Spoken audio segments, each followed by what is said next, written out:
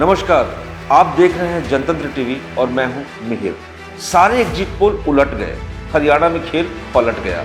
सवाल यह है कि वो एक्स फैक्टर क्या है जिसके चलते कांग्रेस की तय मानी जा रही जीत बीजेपी ने विरोधी पार्टी के जबड़ों से खींच ली।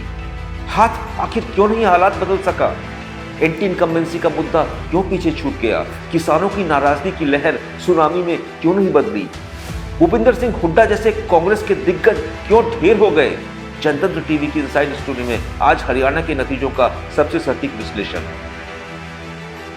हरियाणा में हैट्रिक जमाने वाली बीजेपी की जीत के 3 फैक्टर का एक्सरे करेंगे। दरअसल हरियाणा में चुनावी मिजाज को भांपने में कांग्रेस अति आत्मविश्वास का शिकार हो गई। सालों से विपक्ष में रहने के बाद भी कांग्रेस का चरित्र किसी अपोजिशन की पार्टी की तरह नहीं था, बल्कि एक विपक्षी दल के नाते कांग्रेस को जितना ग्राउंड वर्क करना चाहिए था उतना पार्टी ने किया ही नहीं। कांग्रेस के ओवर कॉन्फिडेंस की झलक इसी से मिलती है कि चुनाव से पहले ही सीएम की कुर्सी को लेकर पार्टी में दावेदारी शुरू हो गई। भूपिंदर सिंह हुड्डा तो खुद को जनजात सीएम ही मानते हैं, लेकिन कांग्रेस के पावर कॉरिडोर में बगैर किसी खास जमीनी आधार के भी हमेशा दबदबा बनाए रखने वाली कुमारी शैलजा भी मुख्यमंत्री की रेस में शामिल हो गई। रणदीप सुरजेवाला भी सीएम की कुर्सी पर टकटकी लगाए देख रहे थे, लेकिन खेल ऐसा पलटा कि सत्ता में वापसी की कौन कहे, रेस में कांग्रेस इतनी पिछड़ गई जिसका अंदाजा किसी ने नहीं लगाया था। कास्ट फैक्टर किसी भी इलेक्शन में सबसे अहम रोल प्ले करता है। हरियाणा में भी ऐसा हुआ। बीजेपी ने 35/1 के चुनावी समीकरण को साधने का काम बड़े ही ठोस तरीके से किया। 35/1 ये हरियाणा नतीजों में सबसे बड़ा फैक्टर बन गया है, जिसने बीजेपी को जीत की हैट्रिक जमाने में मदद की। जाटलैंड के नाम से मशहूर हरियाणा में सिर्फ जाट वोटों पर निर्भरता ने कांग्रेस की लुटिया डुबो दी। बीजेपी ने सोशल इंजीनियरिंग का कमाल दिखाया और राज्य की 35 दूसरी जातियों में काम किया। यानी कांग्रेस की महज जाट और कुछ हद तक दलित कम्युनिटी पर निर्भरता के मुकाबले में बीजेपी की राज्य में 35 गैर जाट जातियों को साधने की रणनीति काम आई। अहिरवाल बेल्ट की 10 सीटों में भी बीजेपी की स्ट्रैटेजी कारगर रही।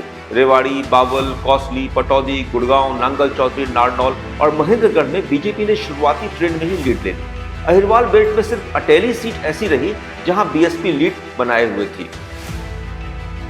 पहलवान और किसान आंदोलनों के चलते जाटों का तबका बीजेपी से नाराज दिख रहा था और कांग्रेस को लगा ये गोल्डन चांस हो सकता है। अगर जाटों को साथ लिया गया तो चुनावी अतरनी पार हो ही जाएगी, लेकिन ऐसा हो नहीं पाया। उम्मीदवारों की लिस्ट कांग्रेस की इसी फेल रणनीति की कहानी कहती है। कांग्रेस ने 28 जाटों को उम्मीदवार बनाया, जबकि बीजेपी ने सिर्फ 16 जाट कैंडिडेट उतारे, लेकिन सियासी अखाड़े पर कांग्रेस को पटखनी दे दी।